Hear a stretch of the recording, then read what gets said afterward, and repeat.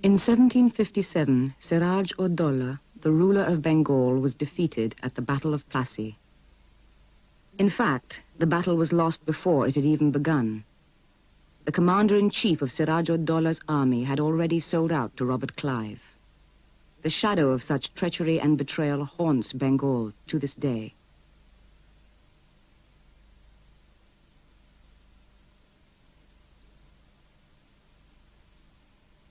British traders were attracted to Bengal from the beginning of the 17th century onwards, because Bengal's fine cotton muslins were highly prized in the markets of the West. By the middle of the 18th century, the British East India Company saw no alternative to military action to protect their trading interests. The defeat of Siraj-ud-Dowlah in 1757 marked a turning point in Anglo-Indian relations. A century later, the British controlled most of the Indian subcontinent. The prolific Bengali textile industry was crushed. Bengal was turned into a marketplace for British-produced textiles and a source of raw materials for the Industrial Revolution in Britain. Besides cotton, there was jute. By the beginning of this century, East Bengal was producing most of the world's jute. Sacks and ropes made from jute were used all over the world. Under British rule, jute processing factories were set up, but only in West Bengal, especially around Calcutta. East Bengal, with hardly any industry, remained an agricultural backwater. By the time the British left, East Bengal, or for that matter Bengal, had become an importing country rather than an exporting country. And agriculture was poor. And East Bengal itself was cut off from Calcutta. Calcutta was the headquarters, and the landlords used to live in Calcutta. So East Bengal was the hinterland. And in this hinterland, the majority of the population were Muslims, whereas West Bengal was predominantly Hindu. Most of the landlords throughout Bengal were Hindus and owned nearly 3/4 of the land in East Bengal. There was hardly a Muslim middle class at all. As the independence movement gathered momentum, there arose a demand for a separate homeland for Muslims. This movement was led mainly by non-Bengali Muslims, but found great support in East Bengal, a crucial factor in the creation of Pakistan, which in 1947 united East Bengal into one country with the Muslim majority areas of western India 1,000 miles away. The overwhelming majority of the Muslims here were Muslim peasantry, and they saw the establishment of Pakistan as economic emancipation for themselves, the establishment of democracy which would enable them as the majority to achieve political and economic justice, freedom from the exploitation of landlordism. When Pakistan was created, most of the Hindu landlords in East Pakistan fled to Calcutta. The land passed into the hands of Bengali Muslims, but real power eluded their grasp. Some economic and industrial development followed, as jute mills were finally built in the world's foremost jute-producing region. But the owners were all non-Bengali. This meant that precious foreign exchange earned through the sale of jute was invested in West Pakistan, where central government was based, rather than in East Pakistan. In fact, East Pakistanis soon came to realize that they were being ruled by a West Pakistani bureaucracy and army. And this manifested itself in a very gross way in denying Bengali the status of a state language. Bengalis were 56% of the population of Pakistan, and yet the central leadership and the central government sought to impose Urdu as the only state language of Pakistan. Mr. Jinnah, উর্দুকে পাকিস্তানের রাষ্ট্রভাষা করে এটাকে চাপিয়ে দেওয়া যেটা চেষ্টা করেছিলেন, তার মূল উদ্দেশ্য ছিল যে বাঙালি যদি আলাদা জাতিসত্তা নিয়ে একটা আলাদা রাষ্ট্রে রূপান্তরিত হয়, তাহলে এই রিজিয়নে শুধু পাকিস্তানের মধ্যে নয়, বাঙালি সবাইকে ডমিনেট করবে। অতএব যাতে করে এই জাতিসত্তার বিকাশ না করতে পারে, সেই উদ্দেশ্যটা ছিল ভাষার উপর আক্রমণ করে বাঙালিকে চাপিয়ে দেওয়া এবং দমিয়ে দেওয়া। এই উদ্দেশ্যেই মিস্টার জিন্নাহ উর্দুকে রাষ্ট্রভাষা হিসেবে চাপিয়ে দিতে চেয়েছিলেন। And they manipulated the economic system such that the resources got transferred from East Pakistan to West Pakistan through trade, international trade, and also the resources received through aid were mostly invested in West Pakistan.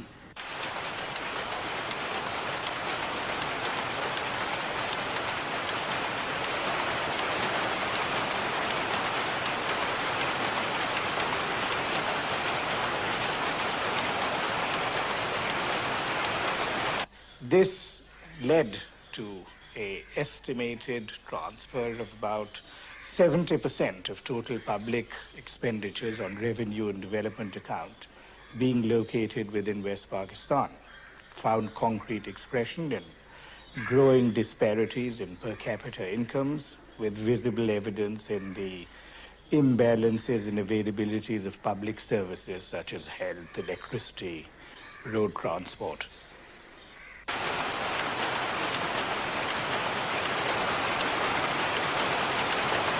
By the end of the 60s, most of the industries were in the hands of West Pakistanis. And not only industries, banks, insurance companies, the whole financial system was in the hands of the West Pakistanis, facilitated and promoted by the bureaucracy and the military regime that was ruling the country at that time. So you had military rule, which effectively continued from 58 to 69. And it was really those 10 years that the systematic denial of the rights of the Bengalis fueled Bengali nationalism. Because what was an assault on the language in 52 progressively became a denial of the legitimate rights of the Bengalis to participation in national government.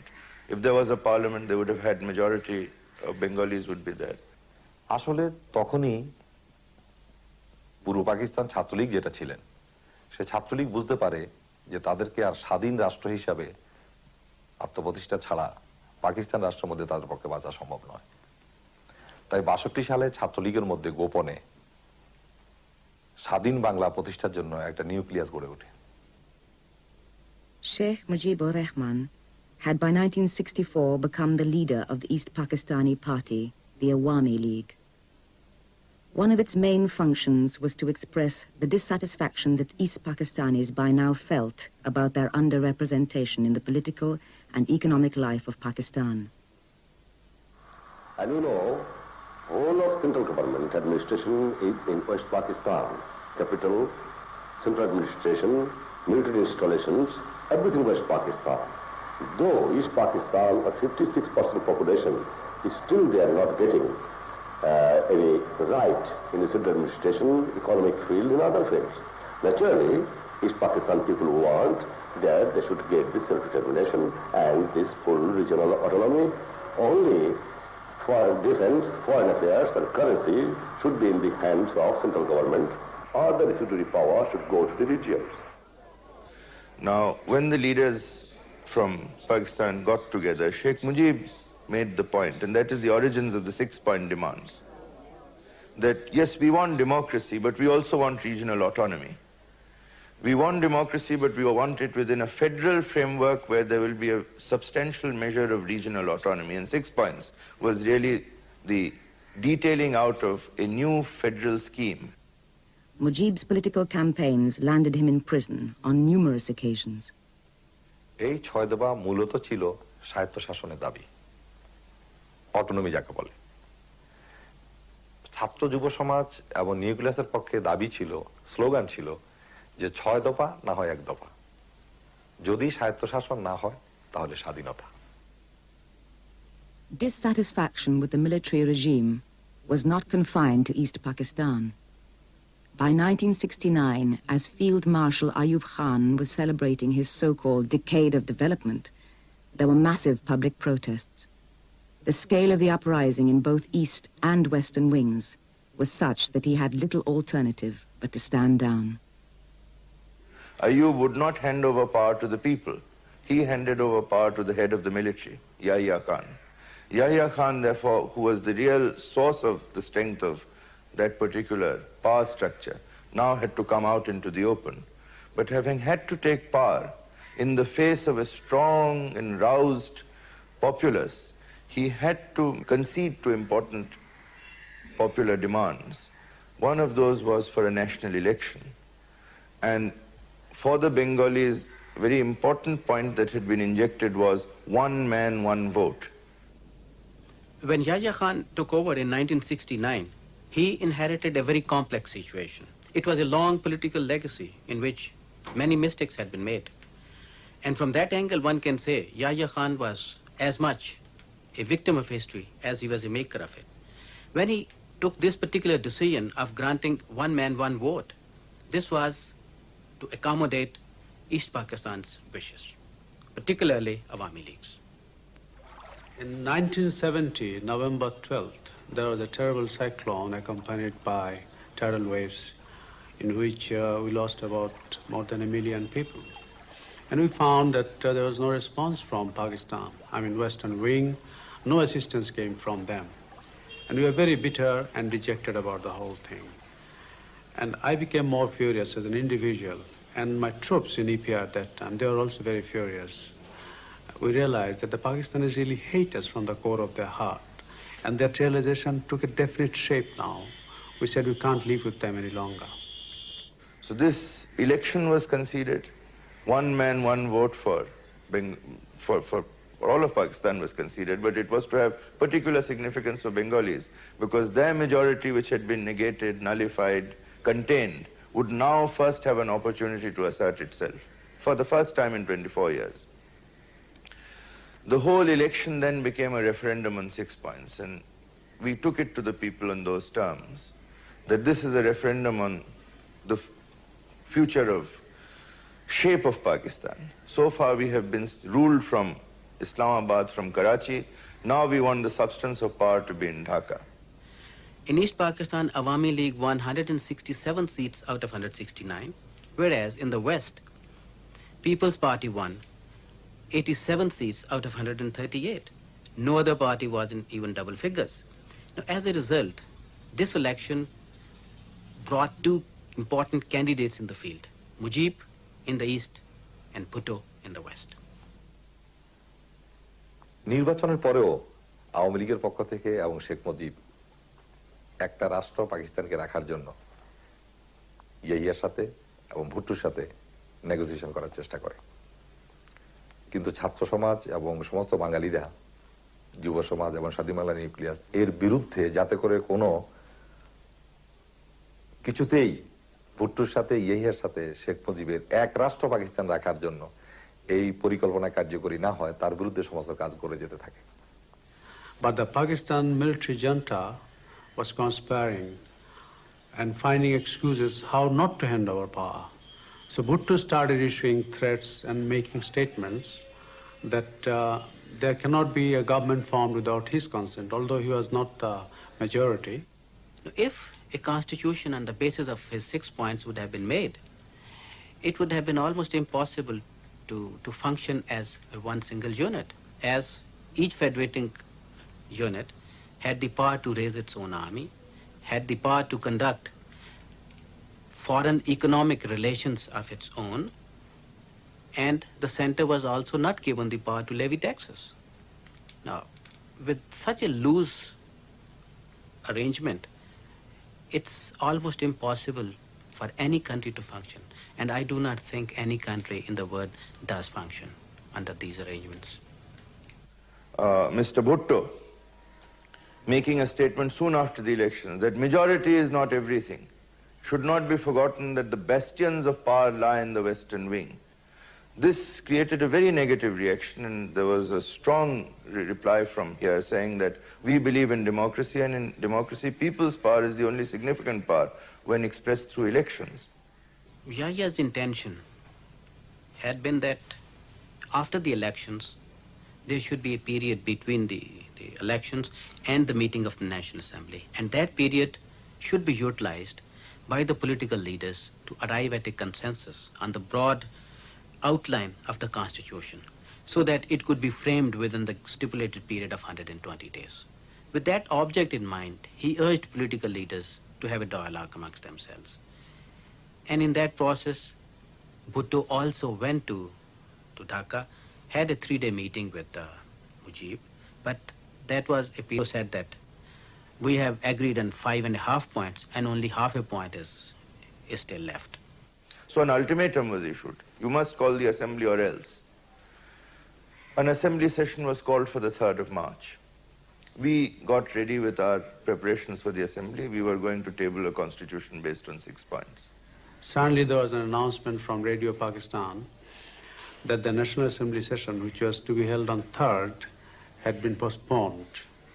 Now this infuriated the whole country.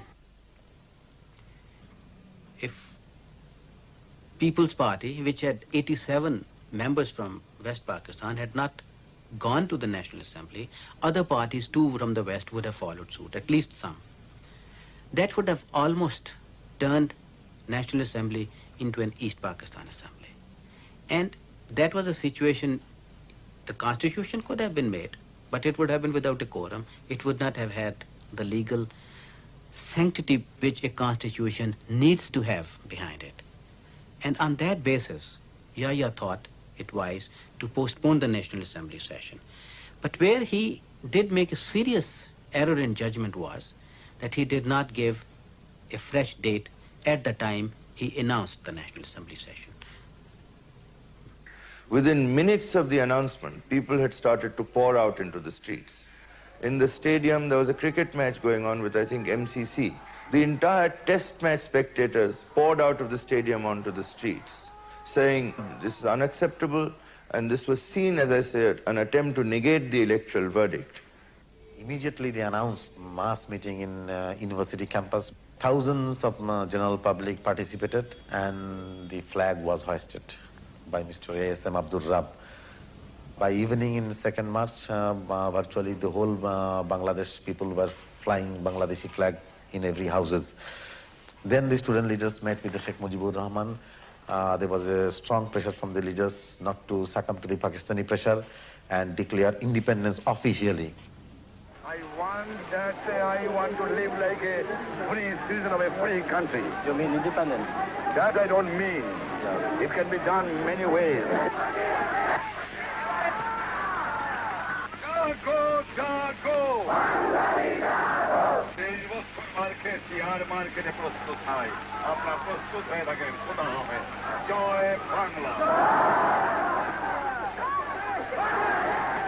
Sheikh Mujibur Rahman issued statement that there will be demonstrations throughout the country till 6th, which will be followed by a mass rally in Soradurdan. At that time it was known as the race course on March 7.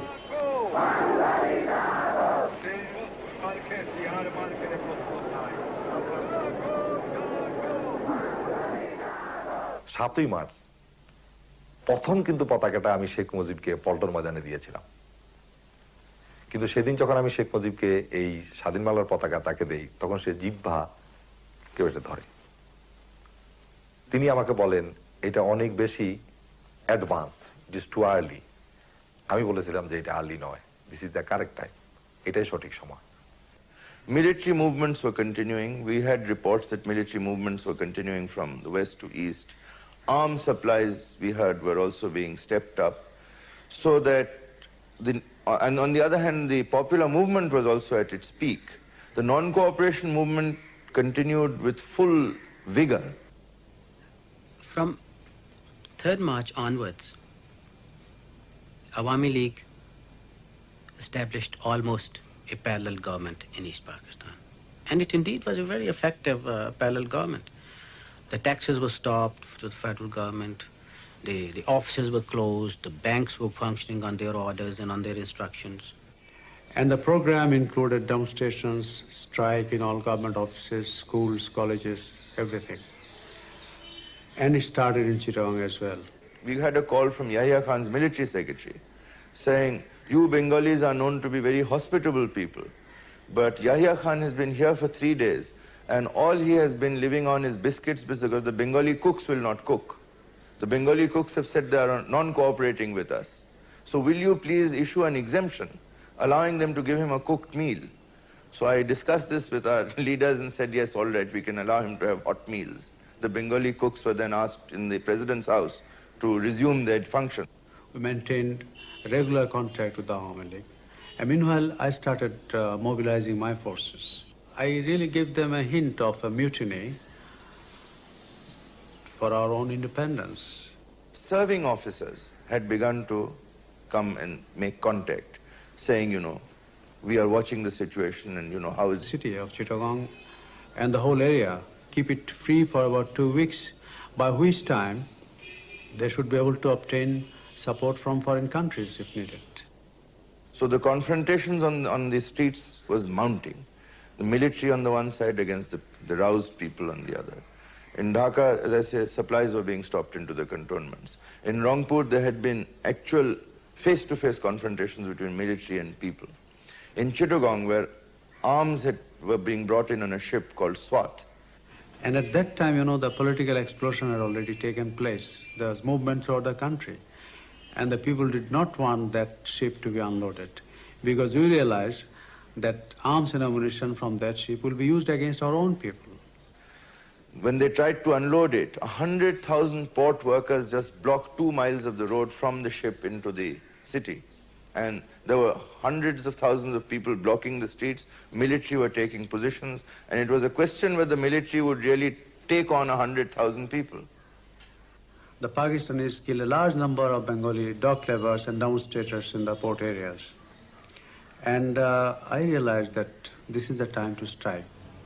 On 24th night, March 24, I passed on the orders. There are 2 code messages on which the EPR soldiers had to act, mostly the soldiers who are in the border outpost. The messages were sent and they had acted upon, in which they had neutralized all hostile forces, mainly the non-Bengali troops in EPR. And by that action, myself and my troops who had acted on it had sealed our own fate and our destiny for the future. So either we act to the next 24 hours for a decisive battle, or we are arrested by the Pakistanis and court-martialed and probably shot. There is just no other way.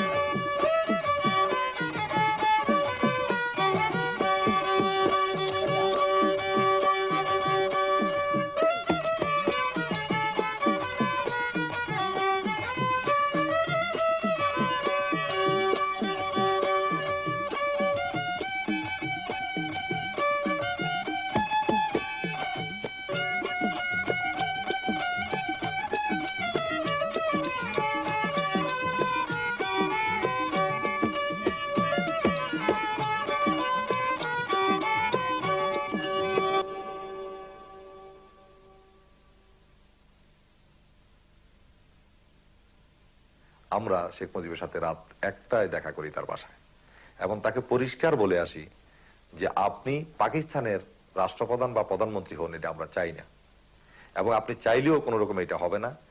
আপনার মৃত লাশের উপরেই আপনার আওয়ামী লীগের লোকেরা বিশ্বাসঘাতকতা করে পাকিস্তানিদের সাথে আঘাত করবে। অতএব আপনাকে স্বাধীন বাংলার রাষ্ট্রপ্রধান বা প্রধানমন্ত্রী হতে হবে। আপনি ইয়াহিয়ার সাথে যাই পূর্বে আলাপ করে থাকুন, তার সাথে দেখা করে বলুন যে যুব সমাজ, ছাত্র সমাজ, বাঙালিরা এটা মানবে না, অতএব আমার পক্ষে এটা করা সম্ভব নয়। তাই 24শে মার্চ অনির্ধারিতভাবে মুজিব ইয়াহিয়ার সাথে দেখা করে, এবং তিনি যখন গণভবনে যান দেখা করতে, তখন আমি তার গাড়িতে স্বাধীন বাংলার পতাকাটা জোর করে লাগিয়ে দেই, যদিও ওনার ইচ্ছার বিরুদ্ধে। এবং সেদিন তিনি সর্বশেষ বলে আসেন যে পশ্চিম পাকিস্তান থেকে বাঙালি যে সেনাবাহিনী আছে তাদের বাংলাদেশে পাঠিয়ে দিতে হবে, 2টা কারেন্সি করতে হবে, আলাদা স্টেট ব্যাংক করতে হবে, এমন কিছু দাবি উনি উত্থাপন করেন যেগুলি করলে আসলে পাকিস্তান এক পাকিস্তান থাকে না। At that time, the situation in East Pakistan was that it was completely being run by Awami League. Yahya was staying, so to say, de facto guest of Bangladesh government.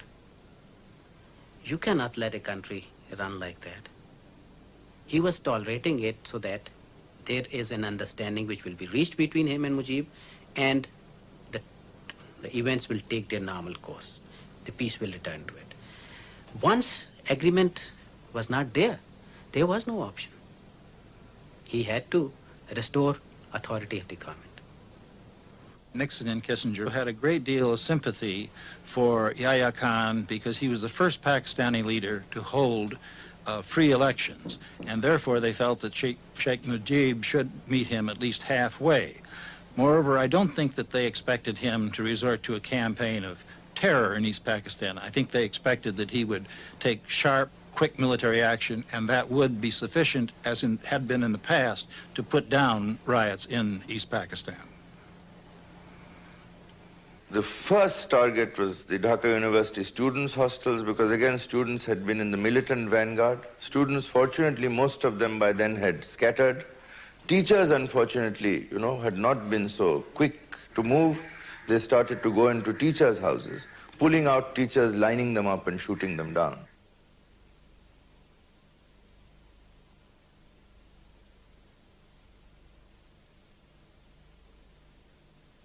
I in no way want to justify the military action, the way it was undertaken. But I just want to highlight the psychological atmosphere, the psychological environment in which that action was planned. You know, there was a very strong contingent of East Pakistan Rifles, police, and armed students. And they were in fairly substantial numbers and well armed. Compared to that, army units, they were not as big as they are made out to be. And they were operating from one basic assumption that in case they fail, they will all be killed to a man. And then the tanks sought vengeance on the people, because all these densely populated localities where poor people live, they use fire throwers. They just put them to the torch. You know, we saw the whole sky was red, aflame, and you could hear this heavy shelling and mortar, and you know, the whole city seemed to be as if, you know, there was a declaration of war. As a result of this systematic campaign of terror, millions of East Pakistanis took refuge in India. Sheikh Mujib was arrested and flown to jail in West Pakistan. Those Awami Leaguers who had managed to escape the initial onslaught fled across the border into India. In April 1971, under the leadership of Prime Minister Tajuddin, they established a government in exile with Indian help. The Soviet Union gave limited support to the Bangladeshi cause. The US stood by their old ally, Pakistan. The United States did not feel that it could do much to stop Yahya Khan from trying to suppress the uprising in East Pakistan, because its aid program was small and Yahya was trying to prevent the dissolution of his country, something no leader willingly presides over. Once the army went into action, Yahya and his associates were really trapped. They had committed themselves to this course of action, and only superior military force would be likely to have prevented them from continuing it. One of the first and most pressing tasks of the government in exile was to organize the Bengali remnants of the Pakistani army. Major Rafiqul Islam and many like him led a guerrilla war during the long summer months of 1971. The government in exile was heavily dependent on the Indian government and applied pressure to them to invade in their support, to bring the war to a swift conclusion. In this, they were opposed by the radical student leaders who had also established a parallel guerrilla army with Indian government support. They wanted a war of national liberation to establish a socialist Bangladesh. The response of the Pakistani military regime was to pursue a vigorous campaign of terror, murder, and rape. It is estimated that nearly 3 million people lost their lives.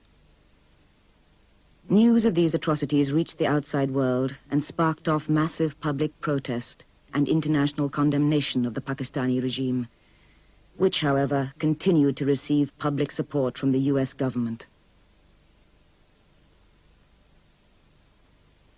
I think when we speak about the position of the U.S. government, we have to recognize what we're really speaking about is the policy of Richard Nixon and Henry Kissinger, because they were controlling U.S. policy at the time. There was a lot of criticism of the policy in the United States press, in the United States Congress, and even within the executive department. One reason for Kissinger-Nixon policy on this issue became known in the middle of July, when it was announced that Pakistan had facilitated Kissinger's secret trip to China. Knowledgeable observers probably recognized that Pakistan had done more than provide an airplane and a takeoff point, that they had probed Chinese intentions, conveyed messages back and forth. And so Nixon and Kissinger felt some obligation to Yahya Khan for his role in helping the American rapprochement toward China come into being. There were by now an estimated 10 million refugees on Indian soil. Pressure was mounting for the Indian government to do something. Mrs. Gandhi later stated that the Indo-Soviet treaty that was signed in the summer of 1971 had been under negotiation for over a year, although its final form may have reflected Indian perceptions that a U.S.-Chinese Pakistani axis was taking place. It may have also been due to Mrs. Gandhi's belief that even with Indian assistance, the guerrillas in East Pakistan would not be able to win out over the army, and that therefore India had to prepare for military action because it could not hope to absorb the millions of Hindu refugees that were being driven out of East Pakistan. On the 3rd of December 1971, the Indian army invaded East Pakistan. It rapidly became obvious that the Pakistani army would be defeated. On the 15th of December, in a final cynical gesture, a Pakistani army death squad rounded up a number of prominent Dhaka intellectuals and summarily executed them. Well, the surrender of the Pakistan forces on the 16th of December was a great victory of the people against military power. And the thing that for 24 years had been the dominant motif, you might say, of national life in Pakistan, the military against the people. This was a decisive victory, or we had thought was a decisive victory, of people's power against the military. On the 8th of January 1972, Mujib was released from his Pakistani prison. He arrived in Dhaka via London on the 10th.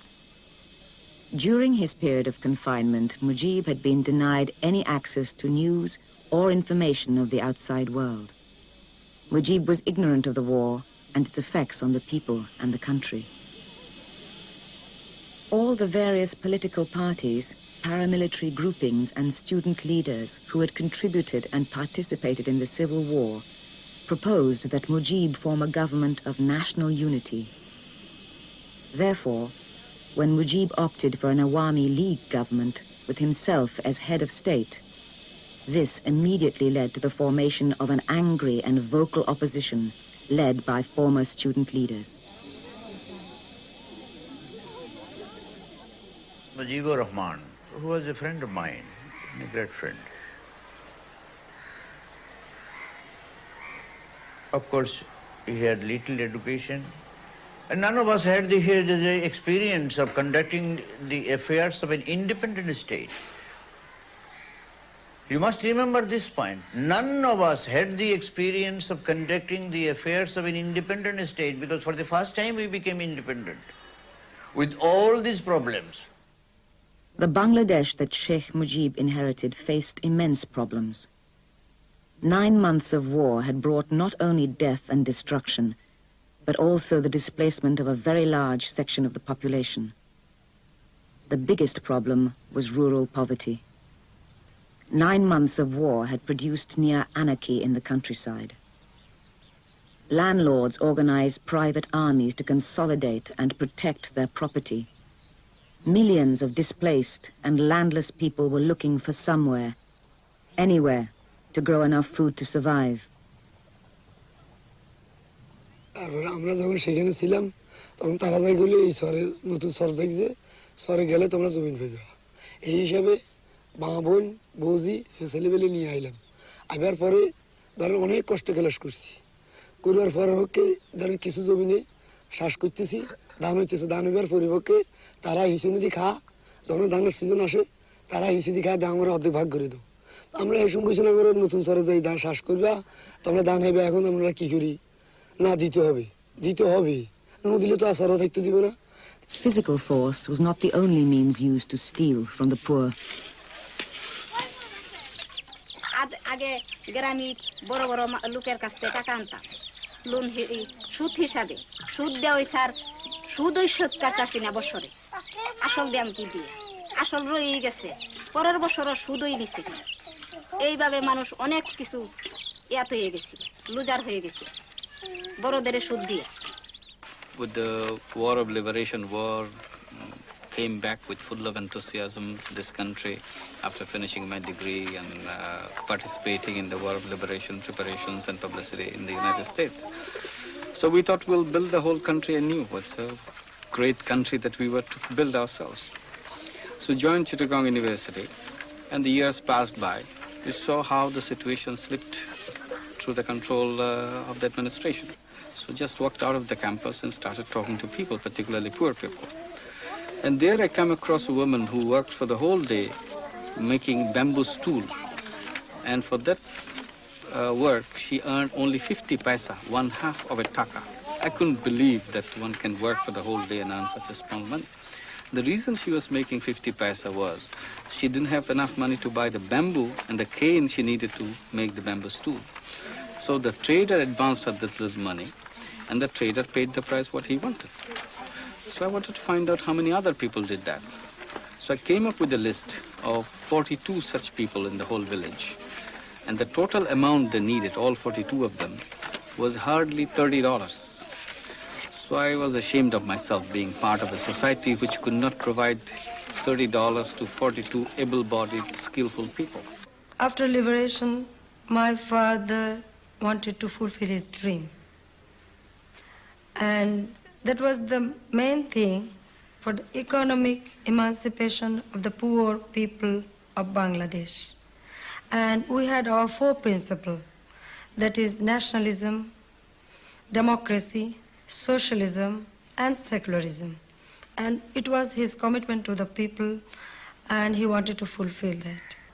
The basic questions of the ownership of land, of other assets, and also of decentralization of political control were not taken into consideration. And therefore, I would say, even after 2-3 years, from that day on, the difficulties with establishment of socialism in this country started. In fact, we seem to be having a society which was headed by a criminal organization. You know, briefly, I'd say, like, for example, if mafia was running America. He has allowed everyone to become corrupt. And he did not take any action against anybody, any of his party members, who has done such a crime which is inhuman and intolerable by anybody. Sheikh Mujibur Rahman could not deal with the political movement in a democratic way. He felt jittery about the whole situation. He was virtually controlling the public, but he could not face the criticism, accept the opposition. তখন তিনি তার বিরুদ্ধে রক্ষী বাহিনী গড়ে তুললেন। তার অর্থ রেগুলার ফোর্সের বিরুদ্ধে আরেকটা রেগুলার ফোর্স, প্যারালাল আর্মি, যাতে করে এই আর্মিকে তিনি মার্সিনারি আর্মি হিসেবে ব্যবহার করে আর রক্ষী বাহিনীকে দিয়ে উনি উনার রাষ্ট্র ক্ষমতা টিকিয়ে রাখা দলের শাসন কায়েম করার চেষ্টা করলেন। He decided to crush the movement by state apparatus and physical force. So Rakhi Bahini was launched. The Awami League cadres were armed, and the opposition political movement were harassed, offices burned down, arrested, killed. But it's one thing to hear, another thing to be ordered personally, you know, that you have to eliminate. If he left Pakistan Army because of that, because you're not prepared to obey such orders. I don't see why I should obey orders of any Bangladeshi. It doesn't make any difference. Whether he's a Bangladeshi or a Pakistani or anybody tells me to eliminate a citizen. There is supposed to be a rule of law, a rule of justice. 74 had been a particularly difficult year. That was the year we had a terrible famine, and one which again was very unscrupulously exploited from outside as part of Kissinger's food diplomacy, where the food shipments which were due in August, September, to ward off the famine which we saw coming. We saw it coming because in July there were very sudden floods which had destroyed over 1 million tons of food. There was a scare that the crop would fail in that year, and the newspapers reported that. And the traders and others who had food grain, they didn't release it, they hoarded it. And an artificial situation, because of that scare, was created. Another factor contributed, and that was the US aid food supply that was coming to Bangladesh in response to Bangladesh not accepting their demand about not selling jute sacks to Cuba. They diverted that sheep, and prices became so high in 1974 when the government came out saying that there was no shortage of food. That was not believed by the traders and others who had food grain. and they kept on hoarding the food that they had, and we had this famine. This was artificially created in a way.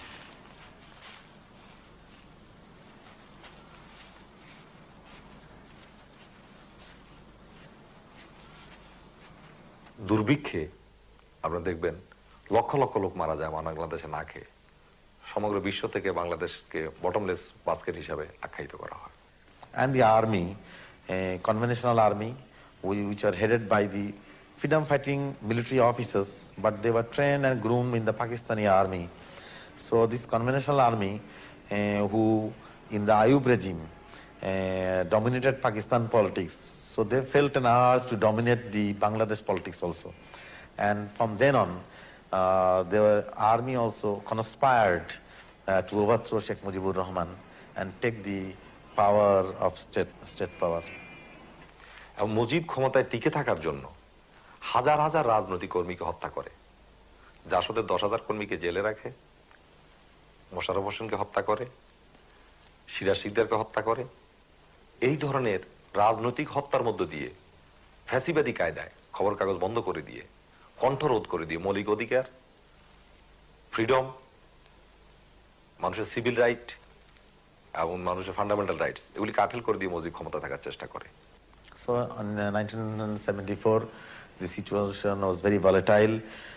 There was massive strikes, the economy crumbled, the bureaucracy failed. So Sheikh Mujibur Rahman, to save the situation, went officially for emergency.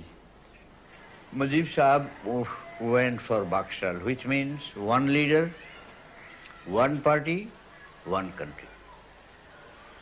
Total disregard and betrayal of people's confidence, hope and expectation, and total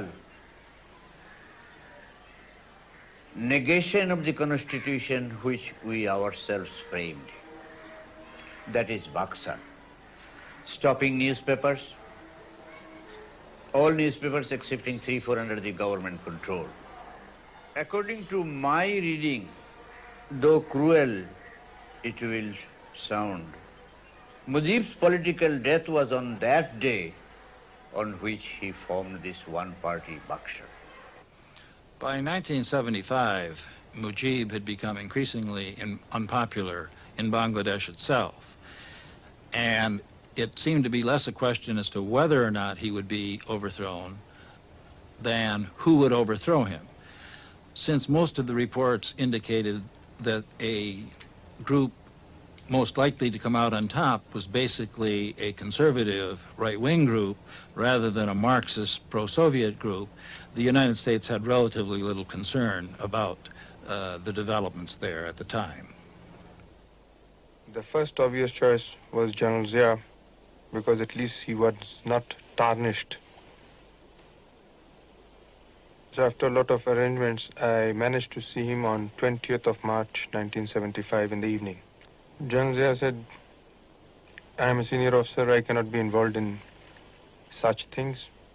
If you, the junior officers, want to do it, go ahead. My father was so popular, and people had their faith on my father. So for 3.5 years, they tried to work against him, they tried to take the people against him, they couldn't succeed. And at last, they conspired with some of the party members. So those people, especially Khandokar Mustaq and his group, they betrayed my father. I thought for almost more than a year, trying to figure out alternate ways of how to do it without killing at all. To the last, I couldn't figure out any way, because the problem was there were so few people, and so the people were so frightened, and the chances of any failure was so horrifying that I had no alternative left except to go for the ultimate level. I remember when these people came to shoot him, he was coming down the stairs, and he said, if you think the people of this country will be happy by killing me, go ahead. And the first person, in fact, couldn't shoot.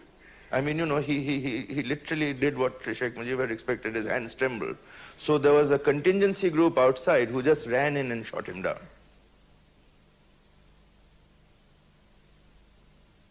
Sheikh Mujib rose to power as a champion of East Bengali nationalism. Even while in jail in West Pakistan, 1,000 miles away, during the Liberation War, he remained an inspiration to tens of millions of his countrymen. When he returned in 1972 from jail in Pakistan, he had the whole population behind him. 3 years later, when he and most of his family were gunned down in cold blood, there was hardly a murmur of protest.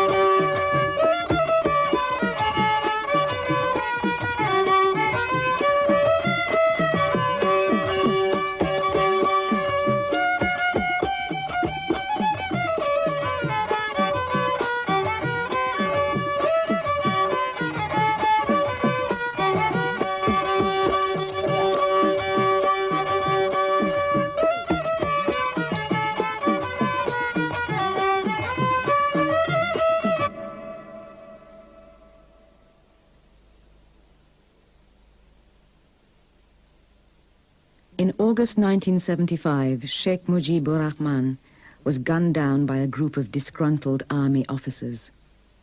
But the roots of treachery and betrayal had spread far and wide.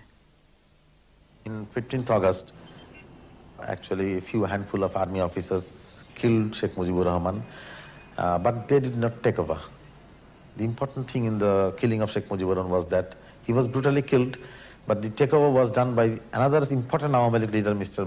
Khandakar Mustaq Ahmed, who was a minister in the Awami League regime. Colonel Rashid, you and Colonel Farouk made Mr. Mushtaq president after Mujib's death. Did you bring him into the plot before that? Yes, I had the first contact with him around the first week of August. And subsequently I met him on 13th as well as on 14th. Around 1980, some journalists made charges that U.S. officials in Bangladesh had not only known that a coup was going to take place, but had actually been involved in it. Congressman Solars looked into these accusations when he contacted the State Department.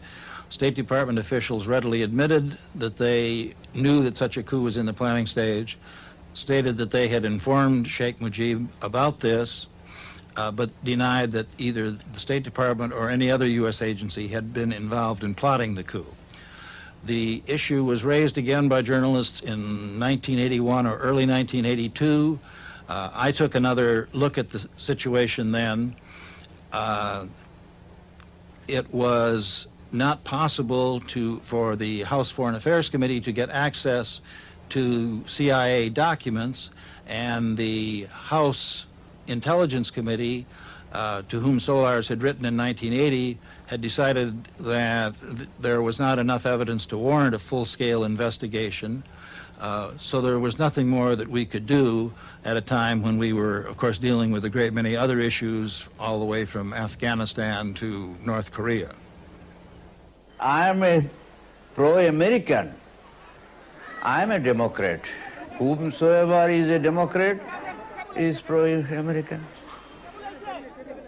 Mushtaq imprisoned the prominent left-wingers of his own party in Dhaka Central Jail. On the 2nd of November 1975, less than 3 months later, this man, Colonel Khalid Musharraf, led another group of military officers in an attempt to seize power. On the night of the 2nd of November, 4 prominent members of the Awami League were killed in prison. It is alleged that the orders for their murder came from Khandaqar Mushtaq himself. Khandakar Mostak ক্ষমতা আসার পরে 4 জন নেতাকে ঢাকা কেন্দ্রীয় কারাগারে কেন হত্যা করা হয়েছে? আসলে খন্দকার মোস্তাকের যে ভীতিটি ছিল সেটি হলো এরা যদি জীবিত থাকে তাহলে তখন পর্যন্ত মুজিবের প্রতি তার রাজনৈতিকভাবে তার যে এক্সর্শনটা হয় নাই, তাতে করে মুজিবের সপক্ষ হয়ে বা জনগণের সপক্ষ হয়ে এইভাবে সামরিক কুদেতার বিরুদ্ধে আবার যদি জনগণ মোস্তাককে রাষ্ট্র ক্ষমতাচ্যুত করে তাহলে সম্ভাব্য তাজউদ্দিন এবং সৈয়দ নজরুল ইসলাম সহ এরা আবার বাংলাদেশে একটা সরকার গঠন করতে পারে। অতএব মোস্তাক চেয়েছিলেন যে তার পরবর্তীতে যাতে করে আরেকটা সরকার গঠন করার মতো কোনো জাতীয় নেতৃত্ব বাংলাদেশে না থাকে, সেজন্য তাদেরকে হত্যা করা হয়েছিল বলে আমার ধারণা। Khandaqar Mushtaq Ahmed stepped out of the firing line and Colonel Khalid Musharraf appeared to be in control until on the 7th of November he himself was gunned down by his own troops in what appeared to be a left-wing uprising from within the ranks of the army. Out of the chaos that followed, the same General Zia-ur-Rahman, who had stood aside while his junior officers murdered Mujib, exerted his power as the army commander-in-chief and became the effective ruler of Bangladesh. During the next 5 years, he faced more than 20 mutinies and uprisings from the ranks of his dissatisfied armed forces, which were put down with by now familiar brutality. Amnesty International and other reports claim nearly 1,000 of his own troops and officers were executed. On the 30th of May 1981, General Zia was himself gunned down by fellow officers. The events surrounding the killing of General Zia-ur-Rahman remain confused. Many of the most senior officers involved were themselves killed shortly after they had surrendered to the authorities. What is clear is that after 9 months of the caretaker government of Justice Abdur Sattar, the Army Chief of Staff, General Ershad, seized power in Bangladesh's first bloodless coup. Everybody heaved a sigh of relief that some protector has come to save the nation. And what I did, how I captured power, it is the military tactics. U.S. administrations were basically impressed with the job that President Zia-ur-Rahman was doing to get the Bangladesh economy moving and provided considerable amounts of economic assistance to his government.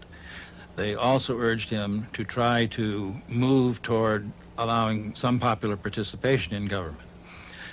They have, I believe, been somewhat less impressed with the government of President Ershad, but at the same time have supported it while continuing to urge him to allow some popular participation.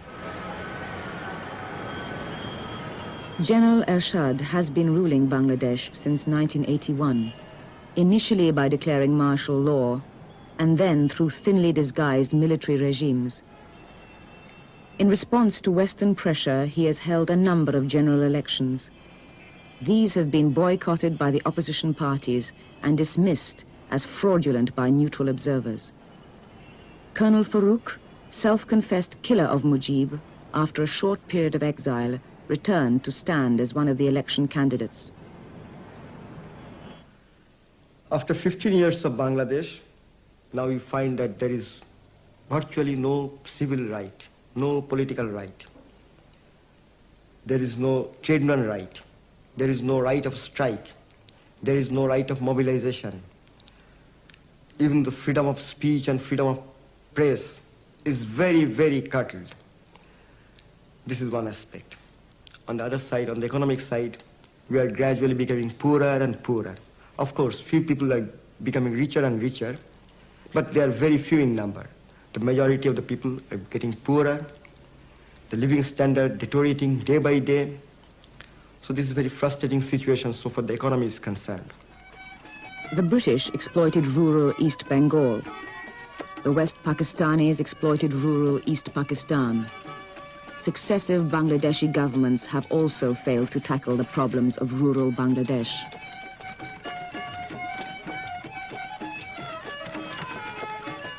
I think only Ethiopia is below Bangladesh according to latest World Bank statistics in terms of per capita income. The per capita income is only US $130. That conceals the fact that the distribution is highly skewed, and over 80% have income which is below the poverty level. The second piece of statistics I'd like to cite is the infant mortality rate, which is 120 per 1,000 live births, and in the developed countries it is about 10. So that statistics itself is an indication of the level of poverty.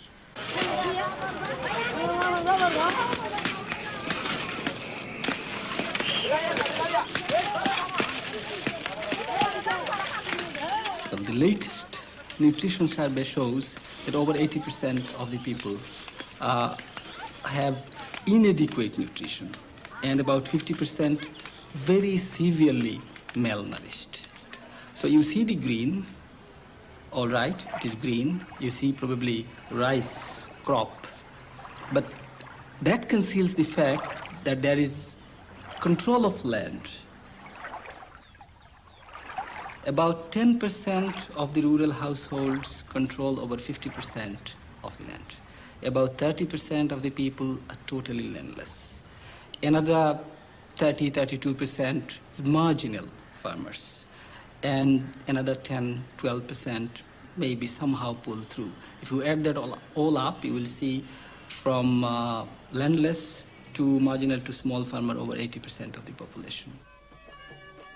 The various military governments have attempted to solve the problem of landlessness by settling landless Bengali people in the Chittagong hill tracts, the sparsely populated homeland of various non-Muslim tribes like the Chakmas.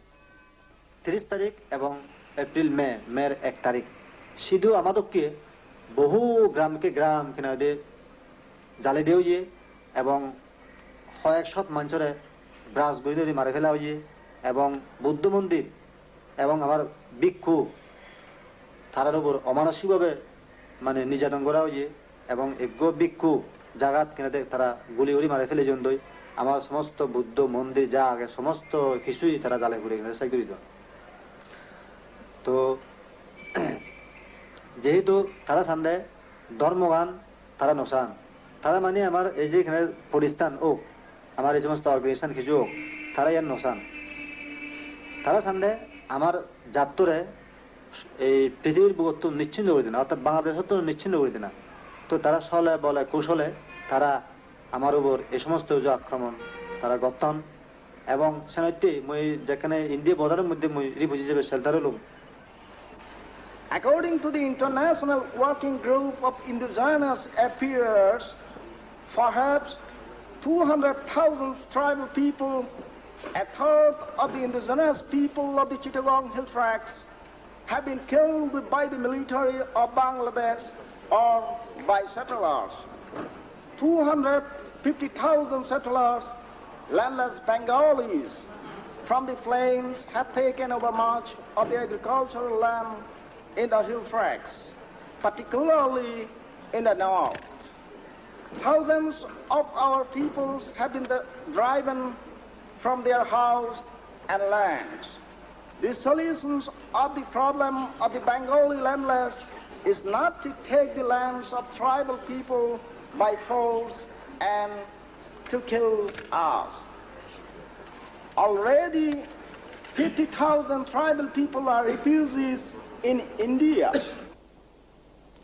In the hill tracts area, there are few tribals living who have distinct national characteristics, different language from Bengali, different culture, attitude, other tastes, all these things. So they have a distinct national identity.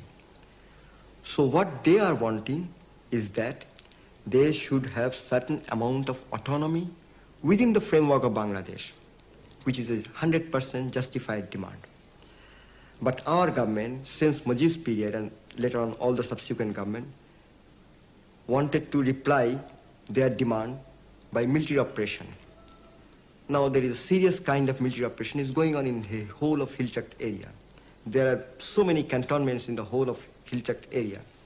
And unfortunately, what Pakistan Army did to us in 1971, we are probably doing almost the same thing to them in the Hilchak area now in 87.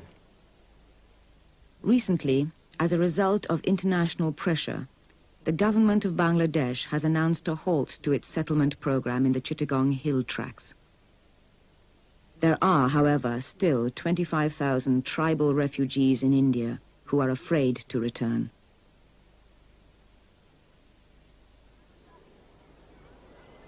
Genocide in the Chittagong Hill Tracts cannot solve the problem of the millions of landless people of Bangladesh. The rapid siltation of the rivers sometimes offers fertile delta land for cultivation. Desperate landless people will often risk their lives from cyclones and floods by settling on these unstable islands that emerge out of the sea. This whole area was under the sea about 20 years ago. It accreted very fast. The land came up very quickly after that. About 15 years ago it was all mud. And when the project first got involved here, it was mostly mud with a little bit of rough grazing, a very small amount of cultivated land. Normally under these conditions, land is grabbed by large operators who invest in fabrication of documents, in employing private armies who come onto this land and occupy it on behalf of the landlords. লাঠি ছোটা sell সুবলি রাখসা এভাবে লাইটেল বিভিন্ন দেশ থেকে লাইটেল আনি লাইটেল নিয়ে আমাদের ওইখানে আঙুরে সরে থাকতে দেয় না সর থেকে তাকাই দেয় গদ দুয়ার কাটি বহুত ঘর আঙু হুইয়ে লিছি একে কাতারে 17-18 ঘর আঙু হুইয়ে লিছি তারপর ছেলে একটা মারিয়ে লিছি একটা ছেলে মারিয়ে লিছে গরিবের নিয়ে গেছে কত নারী নির্যাতন হয়েছি তাহলে আমরা কোনো শক্তি আর না গরিব আর কে সেকেন্ড করলে হুরুস দি ধমকি দিলে আমরা হলাই যাই উড়ি দায় ওইখানে যাই বদলা দিই এখান থেকে হরিবার বিভিন্ন হরিবারও লিয়ে গেছে নিচের কোলের ছেলে লাঠি দিয়ে বাড়ি দিই কোলে মেরে ফেলেছি হারাবার পরে দিই আমরা এটারও কোনো বিচার হয়নি কিন্তু এইগুলো করবার পরে এই আমরা নিজেরা করিতে জয়েন হই ধরেন তারা অন্য বিভিন্ন অফিসার আনি আঙুরে ধরেন হিসে দিই বাজনে নিজেরা করি কর্মীরা হিসে বাজনে আমরা আজ পর্যন্ত ধরেন একতাবদ্ধ ব্যাগ হয়েছি সংগঠন করছি করে আমরা এই এন্টার সর 800 পরিবার আমরা সংগঠন হয়েছি। In the face of government neglect, numerous voluntary bodies called non-government organizations have sprung up in Bangladesh since the War of Liberation. In 1987, they numbered many hundreds, each with its own particular solution to the fundamental problems of rural poverty, access to money and access to land. Even the Noakhali Land Reclamation Project, which had received some official and foreign backing, was given title to the land it reclaimed only in 1986. Many years after the project had started. Land grabbers, too, have influence in politics. Now, the elements which have contributed to this scheme have been the Bangladesh Water Development Board, which constructed the polder, designed and built it, with assistance from the Dutch government, technical assistance. It was financed by the Dutch government. A very important element was organisation of the landless people, which was done by a local non-government organisation called Nijarakuri. We have in this project about 30 societies, a total of about 900 families, each family having 2 acre cultivable land and some area for homestead, drainage, general facilities, community center, etc. The salient feature is that the societies, they cultivate the land collectively and nobody owns a particular field, but everybody is a shareholder of all the lands of the society. আমরা বিধবা মহিলারা 10 জন ওই 10 বোন একত্র হই আমরা সম্মতি করছি সম্মতি করি আমরা অভাবে তারপরে দি কারো স্বামী দাইছে কারো স্বামী মরে গেছে যাইয়ার হরে আমরা অনগা আঙ্গরে হাঁসা কল জমিন দিছে আর আমরা শ্বাস করছি ও ধান হানো আমরা ব্যাগ লইছি নিজেরা শুকাইছি নিজেরা ব্যাগ লাইন করছি মরিচ কদ্দুর করছি কাইন ধান কদ্দুর করছি হরে কদ্দুর করছি তারা আইনটা তো আল্লাহ যদি দেয় আরে বেসা করানোর আশা আছে Many millions of Bangladeshis will never have access to land without fundamental changes in government policy. In an effort to provide the rural poor access to credit at a reasonable rate of interest, Dr. Yunus found his own unique solution. Commercial banks refused to lend money to those without assets. In 1983, we became a bank called Grameen Bank. 75% of this bank is owned by the borrowers, the poor, landless borrowers of this bank. And at this moment, we have nearly 300 branches. And we give loans only to landless people, men and women. Today, we give loans to 230,000 men and women, landless men and women. Very, very poor person. সংসারে আমার আগে কোনো আয় উন্নতি ছিল না bank ঢোকার পরে আমার এই আয় উন্নতি হয়েছে এখন ভাত খাইতে পারি ছেলে দুই ছেলে কৃষি কাজ করে স্বামী অসুস্থ আগে তে গৃহস্থী কাজ করতে পারে না এখন কোনো কাগজপত্র লেখা দিলে হ্যাঁ বইয়া লিখতে টেকতে পারে এই দিয়ে সংসার চালাইছি আমি বারাটারা বানি Smallest amount that we lent out so far is about $1, 30 taka. And the maximum amount that we give to one individual is 5,000 taka. And the average amount of loan that goes out is about $60. The poor people are the ones who pay you back. But still, they are the people who never receive any loan from a commercial bank. This is not only true for Bangladesh, this is anywhere in the whole world. Dr. Yunus's Grameen Bank benefits 230,000 people, which happens to be the number of Bangladeshis born each month. The Noakhali Land Reclamation Project benefits 1,000 families. Many other such non-governmental organizations each devised their own way to help the poor. But the population of Bangladesh is about 100 million and growing at a staggering rate. It is estimated that it will reach 200 million in the early years of the next century. This in a country the size of England and Wales.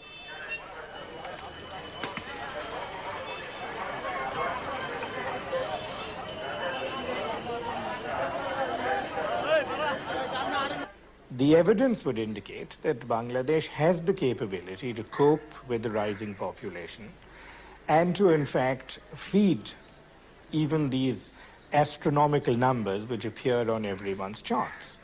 An FAO study indicates that in the year 2000, if Bangladesh, in fact, exploits the various technological possibilities which exist with its agriculture and can provide the necessary supporting services, and it might be added, if you can carry out the social engineering which gives access to land and earning opportunities to the bulk of the population, it is reckoned that you could support as many as 12 people per hectare, which is one of the highest rates of support capacities of any agrarian system in the world.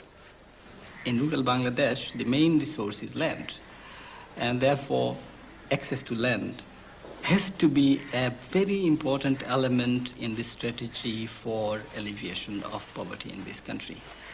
We have had committees established by the government to recommend on land reforms, and we have those.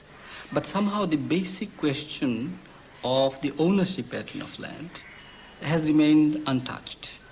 In Mujib's period, there was no democracy. Jia's period, there was no democracy.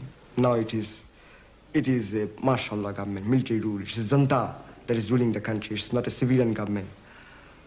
So these tragic things happened after 15 years of Bangladesh. The country belongs to the people and must be ruled by their genuinely elected representatives. And the military are to be subordinated to the elected representatives of the people. Because 24 years of the history of Pakistan had been people trying to contain the military. We had won at the cost of 3 million lives. Now, the whole army is polarizing on one side to retain their state hold on the state apparatus, and the people are polarizing on the other side for achieving democracy and wipe out army and civil bureaucracy totally. So this is the position we are facing now. We are heading for another clash. It is not a clash between General Irshad and the people. It is a clash between the army and the people.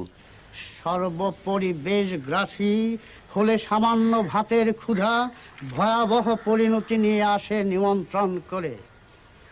দৃশ্য থেকে দ্রষ্টা অবধি ধারাবাহিকতা খেয়ে ফেলে অবশেষে যথাক্রমে খাবো গাছপালা, নদী নালা, গ্রামগঞ্জ, ফুটপাত, নর্দমার জলের প্রপাত, চলাচলকারী পথচারী, নিতম্ব প্রধান নারী, উড্ডীন পতাকা সহ খাদ্যমন্ত্রী ও মন্ত্রীর গাড়ি। আমার ক্ষুধার কাছে কিছুই ফেলনা নয় আজ। ভাত দে হারাম জাদা, তা না হলে মানচিত্র খাবো।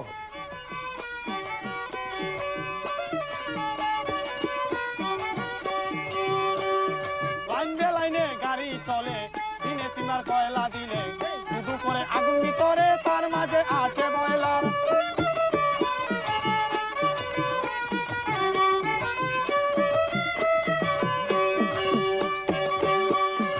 ইলেকট্রিক কারেন্টের বলে লাইটে টু লাইটই জ্বলে, ইলেকট্রিক কারেন্টের বলে লাইটে টু লাইটই জ্বলে।